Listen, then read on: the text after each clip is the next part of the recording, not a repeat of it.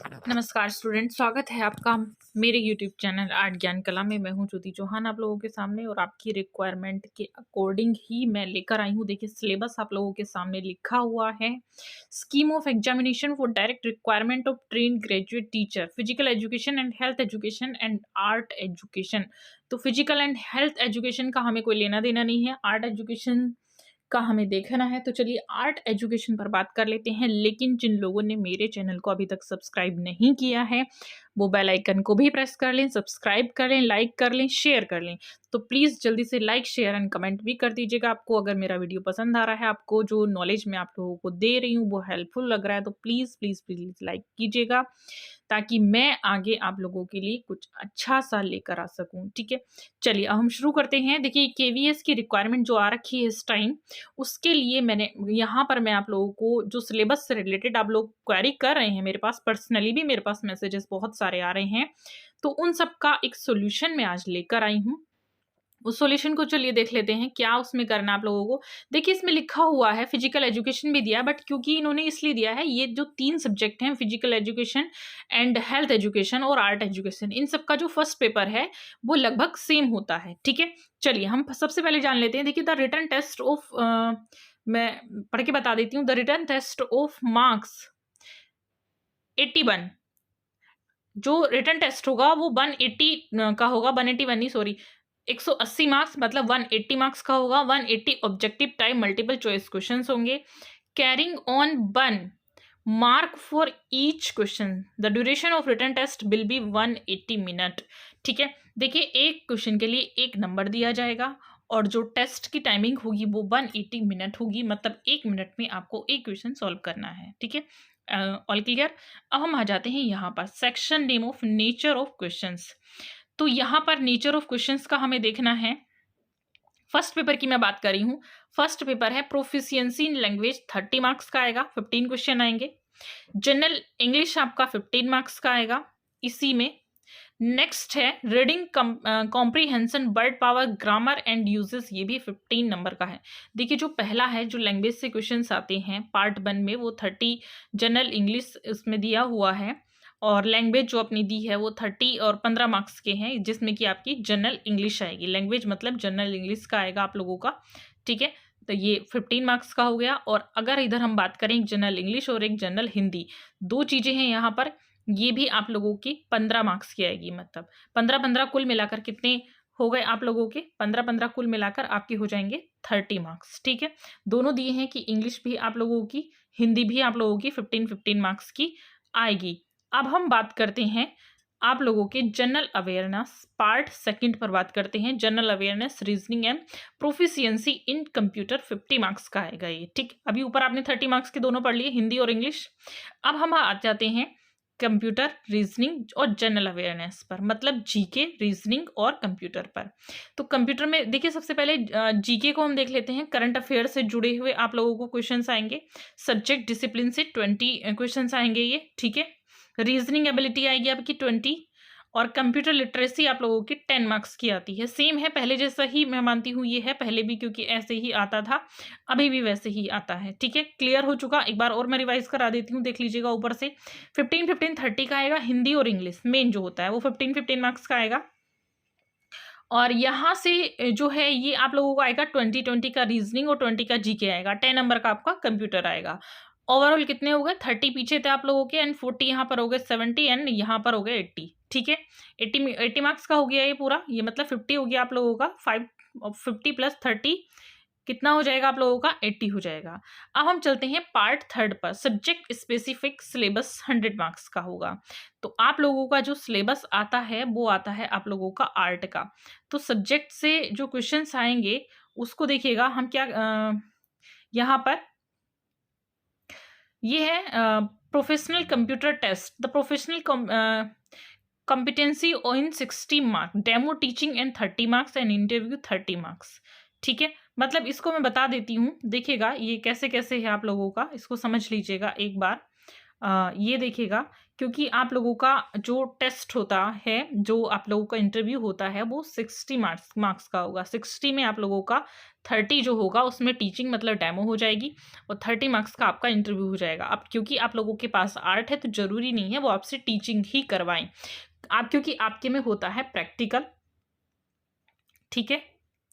तो आप लोगों से वो हो सकता है टीचिंग की जगह वो प्रैक्टिकल पर कुछ दे दें। वो बोलने लगे उनके जो चारों तरफ पेंटिंग्स लगी होती हैं ऑफिस में कि आपको इनमें से जितनी भी पेंटिंग्स या उनमें से एक पेंटिंग को आप बोलेंगे इसको बनाइएगा। आपको बोल दिया जाएगा कि 10 रुपए के नोट पर किसकी पिक्चर बनी है उसको आप बना के दिखाइएगा।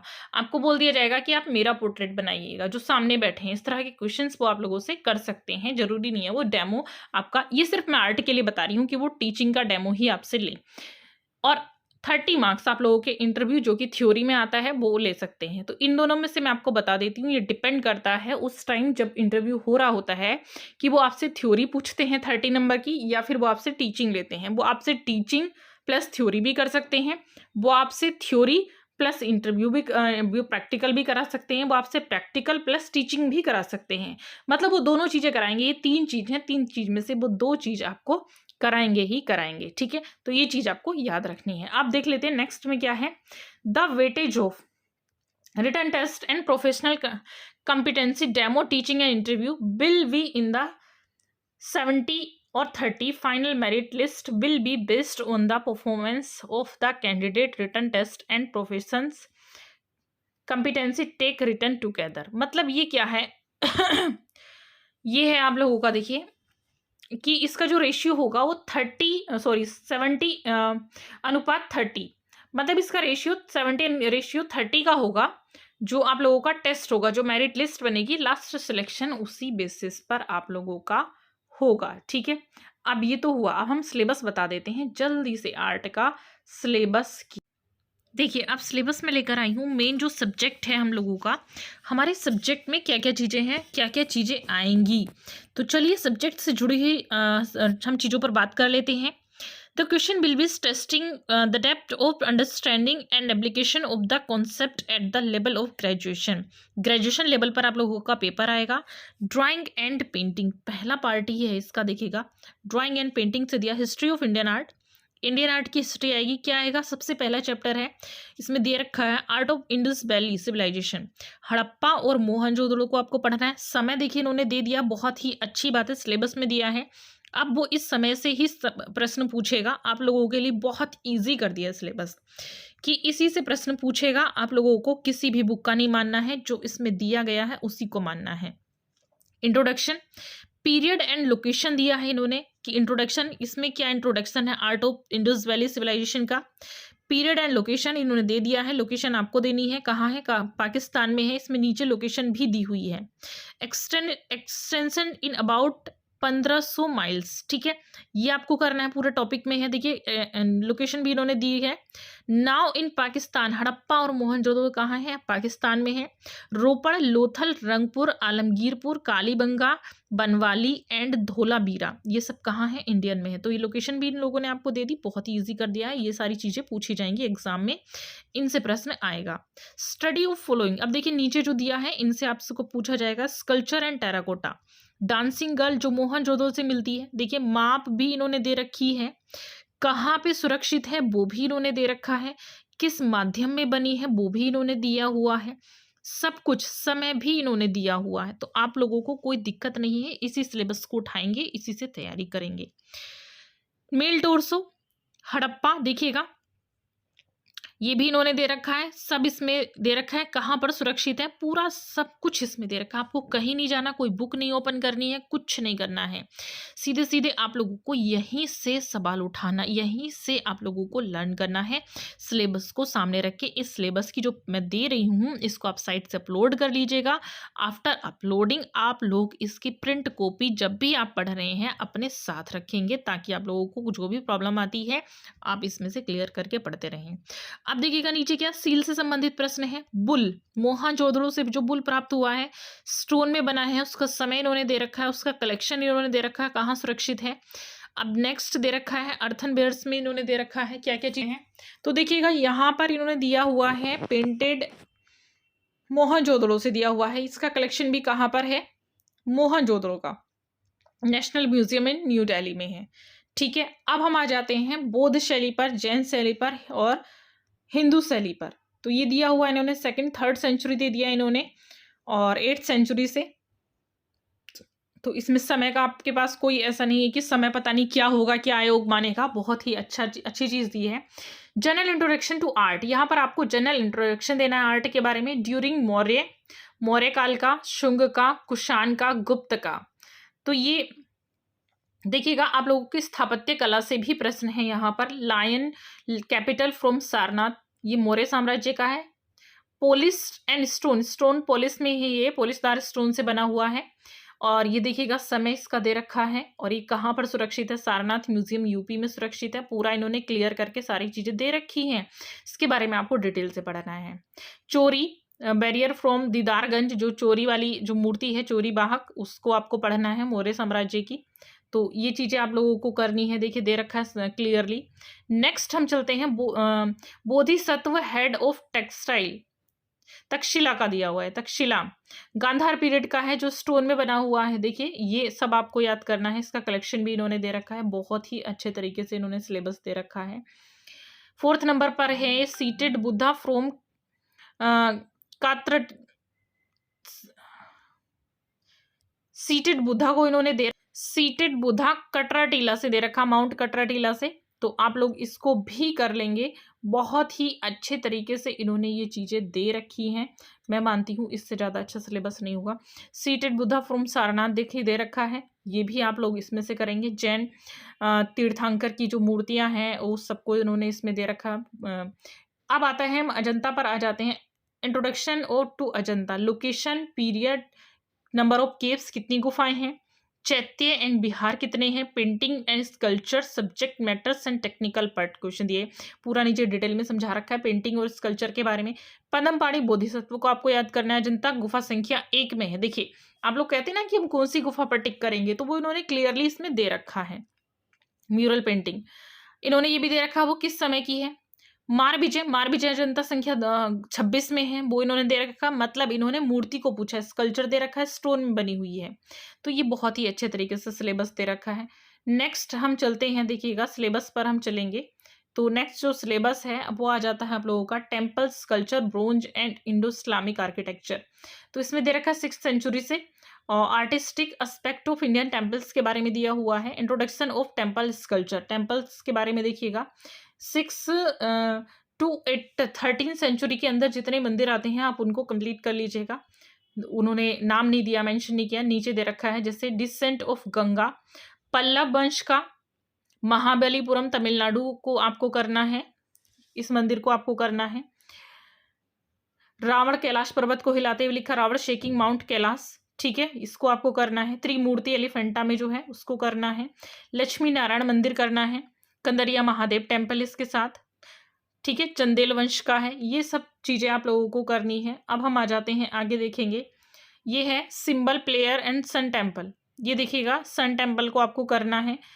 मदर एंड चाइल्ड को करना है। ये है बिमल शाह मंदिर है, ये सोलंकी डायनेस्टी का बना हुआ है, ये बहुत आता है बिमल शाह मंदिर, इसको कर लेंगे।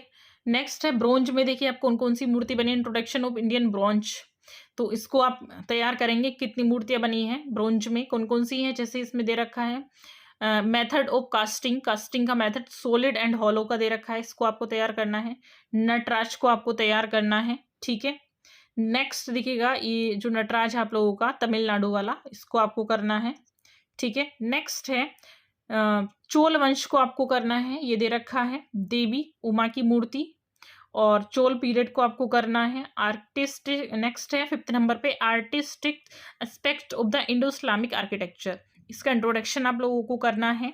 और क्योंकि इसमें स्थापत्य से जुड़े और मंदिर से जुड़े कुछ प्रश्न ज़्यादा दे रखे हैं, उसको आप अच्छे से तैयार कर लीजिएगा। कुतुब मीनार है, ताजमहल है, गोल गुम्बज है बीजापुर का, तो ये स्थापत्य इन्होंने दे रखी है, स्थापत्य को आप अच्छे से तैयार कर लेंगे। सब आपका पढ़ाया हुआ आपके सिलेबस में है, बहुत ही अच्छा है, सब कुछ बहुत अच्छे से तैयार करेंगे। अब हम आ जाते हैं राजस्थानी और पहाड़ी स्कूल ऑफ मिनिएचर पेंटिंग। इसका समय इन्होंने दे रखा है 16th century to 19th century.